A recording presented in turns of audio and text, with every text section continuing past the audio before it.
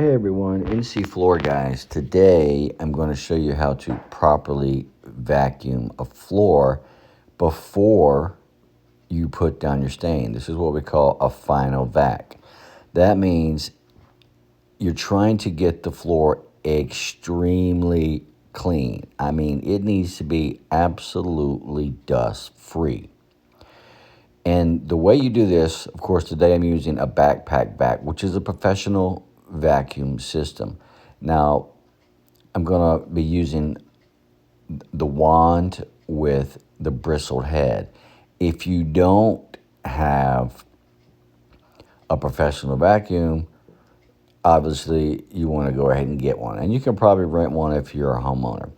But in either case, I'm just going to be showing you the technique that you use. So once you've got the proper equipment, you use this technique to get the floor extremely dust free. And be sure that you get 100% of the floor. You don't want to miss any spots whatsoever, because if there's any dust left on the floor, it's going to be in your finish, and it's going to cause a huge problem later. So let's get to it.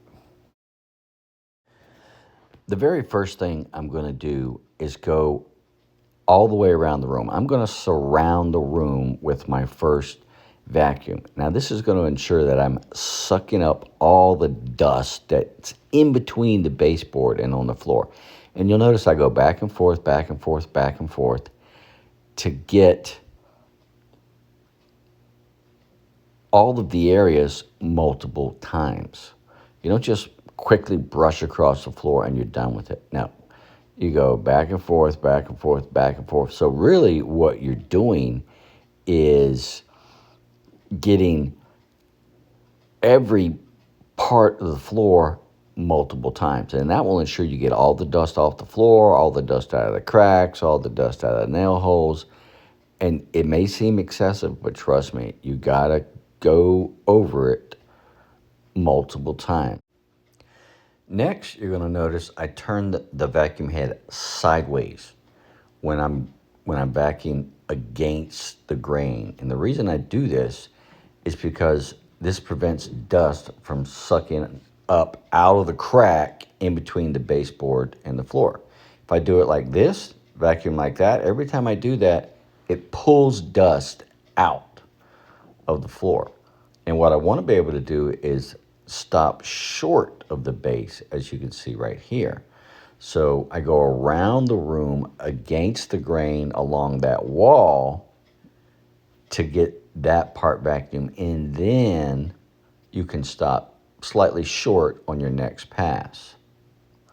And then from there, you just go across the room, vacuuming with the grain, and just do a couple feet at a time, whatever's comfortable for your length. And then you go back a couple feet and you go across again.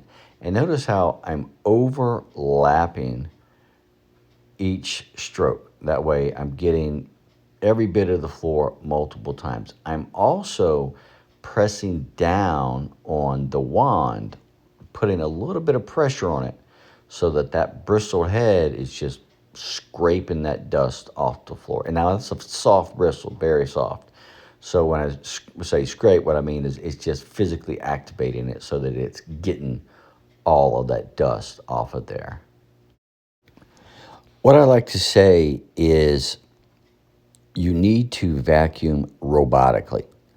I mean, you literally want to act like a robot, because you've got to be very careful not to miss any of the floor, and you want to overlap your wand strokes by 25 or 50%. So you got to keep track of where you're at.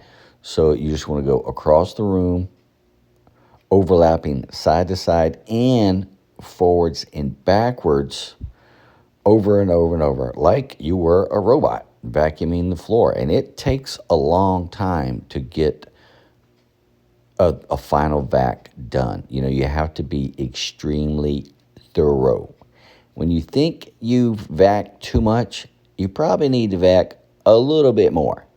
And that's the best way to ensure that your floor is totally dust free before you apply a stain or a urethane finish.